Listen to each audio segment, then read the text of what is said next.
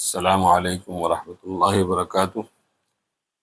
آج چوتھا پارہ اور پانچویں پارے کے نصف تک اس کا خلاصہ پیش کیا جائے گا۔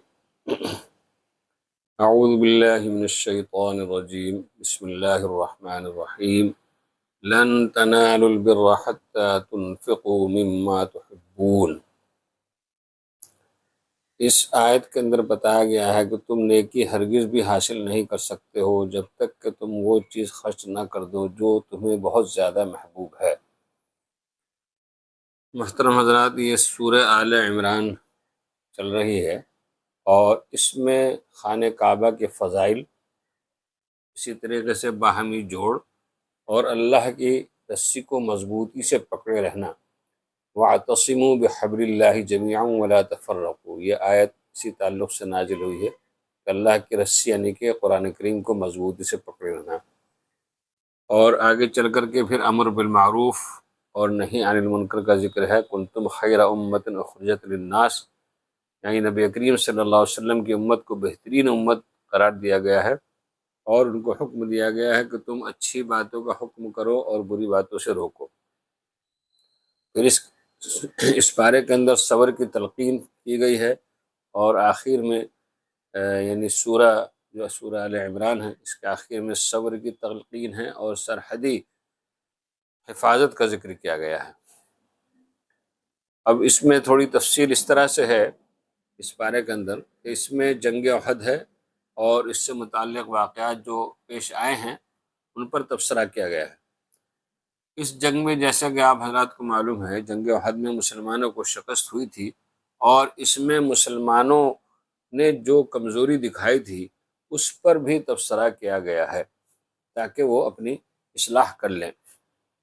دراصل اس جنگ میں سچے مومن اور منافقین کا فرق کھل کر سامنے آ گیا تھا، اور پھر آخر میں ایک اہم بات یہ بتائی گئی ہے کہ دنیا کے ملکوں میں اللہ کے نافرمان لوگوں کے عیش و آرام کو نہیں دیکھنا چاہیے، ان کی زندگی کس طرح بسر ہو رہی ہے، مسلمانوں کو ان کے دھوکے میں نہیں آنا چاہیے۔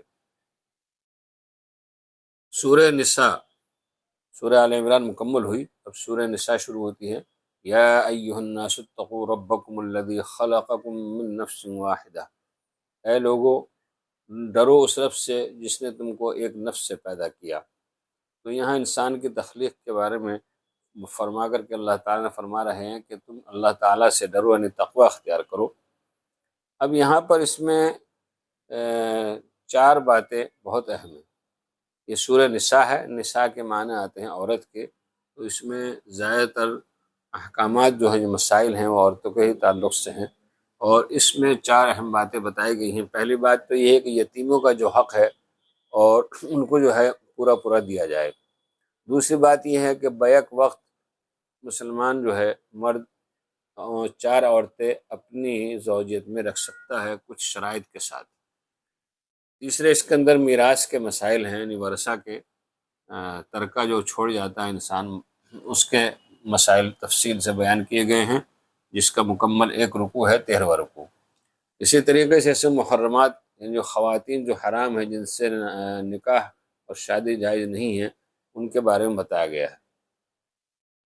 وراثت کے احکامات اس میں کافی تفصیل سے ہیں اور ان کا ذکر کیا گیا ہے، اور اسی طریقے سے جو محرمات ہیں وہ بتائی گئی ہیں، جو ہیں وہ 12 ہیں۔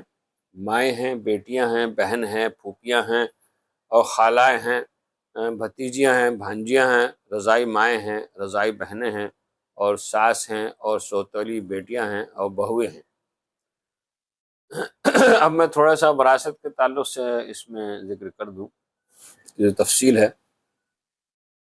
ویسے تو یہ ہے کہ جو مسئلہ درپیش آتا ہے وہ مسئلے کی نوعیت کے حساب سے ہی اس کا جواب دیا جاتا ہے، لیکن جو قرآن کریم میں چند باتیں ہیں ان میں سے کچھ باتیں میں ذکر کروں گا اس وقت۔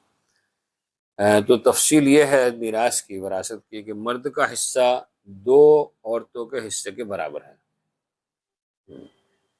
اسی طریقے سے میت کے وارث 2 سے زائد لڑکیاں ہوں تو انہیں ترکہ کا 2/3 حصہ دیا جائے گا، اور اگر ایک ہی لڑکی وارث ہو تو آدھا ترکہ اس کا ہے۔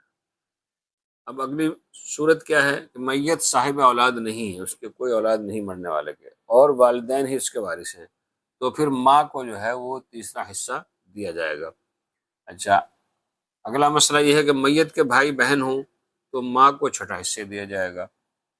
یہ سب حصے نکالنے سے پہلے ضروری ہے کہ اگر میت کوئی وصیت کر کے گئی ہے کہ فلاں کو یہ حصہ دیا جائے تو پہلے اس کو پورا کیا جائے گا، اور اگر اس پر کوئی قرض رہ گیا ہے تو پہلے وہ قرض جو ہے اس کے مال میں سے ادا کیا جائے گا۔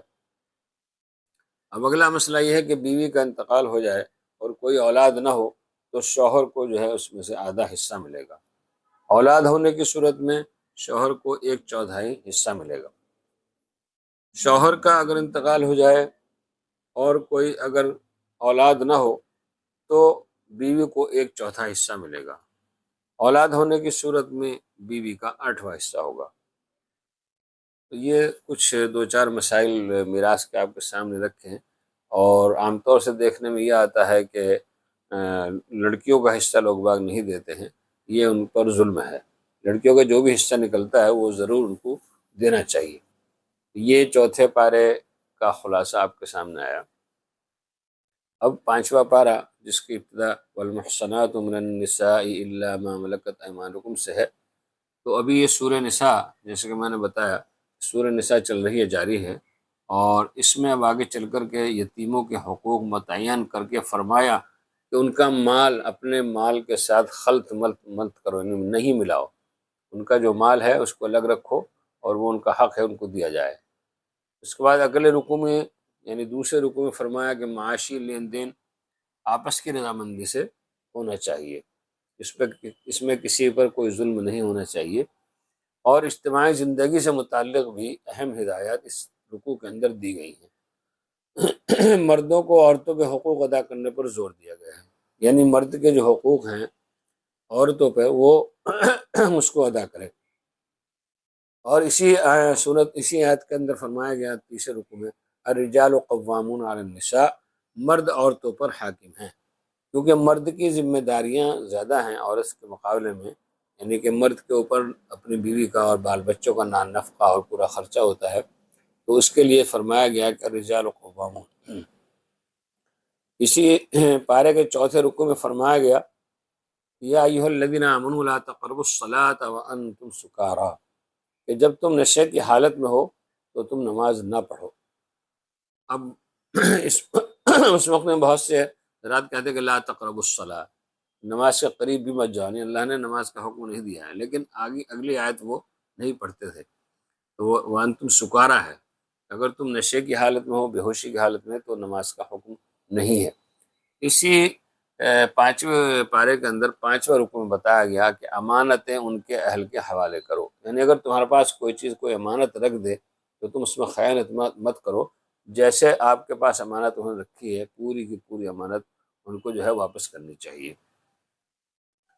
اس کے بعد آگے فرمایا گیا کہ جب تم کو کسی معاملے میں وَإِذَا حَكَمْتُمْ بَيْنَ النَّاسِ أَن تَحْكُمُوا بِالْعَدْلِ، جب تم کو کسی معاملے میں حکم بنایا جائے یعنی کہ فیصلہ دینے والا، تو تم عدل سے کام لو، نا انصافی مت کرو۔ پھر 6 رکوع میں اس کے بتایا گیا کہ اللہ اور رسول کی اطاعت کرنے والے جو ہیں وہ ان کا حشر جو ہے یعنی ان کا وہ جو ہے نبیوں، سچے لوگوں اور شہداء اور صالحین کے ساتھ وہ ہوں گے جو اللہ اور اللہ کے رسول کی اطاعت کریں گے۔ 7ویں رکوع میں اہل کتاب کے مذہبی رویے پر تبصرہ کر کے مسلمانوں کو متنبہ کیا گیا ہے کہ اپنے سے پہلی والی ان امتوں کے نقش قدم پر مت چلو جو غلط کام کرتے تھے، ان سے پرہیز کرو۔ 8ویں رکوع میں منافقوں کا طرز عمل بتایا گیا ہے کہ منافقین کا طرز عمل یہ ہوتا تھا کہ جب ان سے کہا جاتا تھا کہ تم راہ راست پر آ جاؤ اور اللہ نے جو چیز نازل کی ہے اس کی طرف آ جاؤ، تو وہ اس کی طرف آنے سے کتراتے تھے۔ تو یہ اللہ تعالیٰ نے مسلمانوں کو جو ہے ایک حکم دیا ہے کہ تم منافقوں جیسے نہ ہو جاؤ۔ تو سامعین حضرات، یہ 5ویں پارے کا شروع کا نصف مکمل ہوا۔ السلام علیکم ورحمۃ اللہ وبرکاتہ۔